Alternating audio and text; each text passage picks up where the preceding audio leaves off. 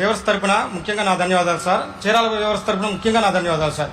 ఎందుకనగా సార్ 2018లో కృష్ణమోహన్ ఆధ్వర్యంలో మీరు చీరాలు ఇచ్చేశారు సార్. మాకు చేనేత కార్మికులకు ఆ రోజు కన్నుల పండగ, పెద్ద పండగ అనమాట. మళ్ళా ఈ రోజున కూడా అనౌన్స్మెంట్ చేశారు సార్.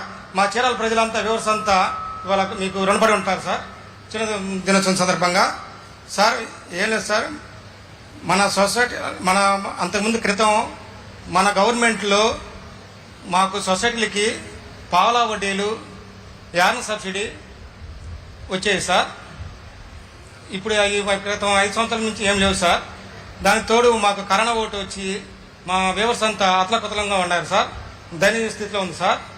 కాబట్టి మీరు తమరు మనవి చేసినదిగా మాకు పావలా వడ్డీలు రుణమాఫీ, మా పావలా వడ్డీలు, మా మార్కెటింగ్ ఇన్సెంటివ్ మంజూరు చేయవలసిందిగా కోరుతున్నాం సార్. సార్ ఇప్పుడు మీరు డ్వాక్రా మహిళలకి 0 వడ్డీ ఇస్తున్నారు సార్. అట్టనే మాకు సొసైటీలకు కూడా 0 వడ్డీ, ఇప్పుడు 5% పావలా వడ్డీ కడుతున్నాం సార్.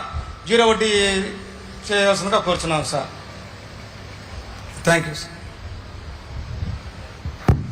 ఇప్పుడు అమ్మాయిని అప్పుడు ఉక్రెయిన్ వెళ్ళినప్పుడు మీరే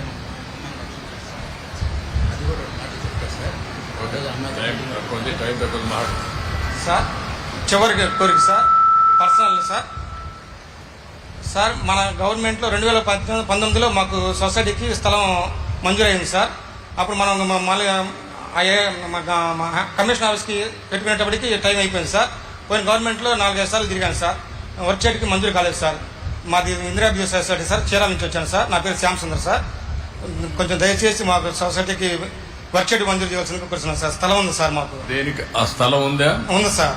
దేనికి? సొసైటీకి సార్. Society building sir. అంటే షెడ్లు కట్టుకోవడానికి సార్. ఓకే. చీరాల్లో అవును సార్, ఇందిరాబీ సొసైటీ సార్.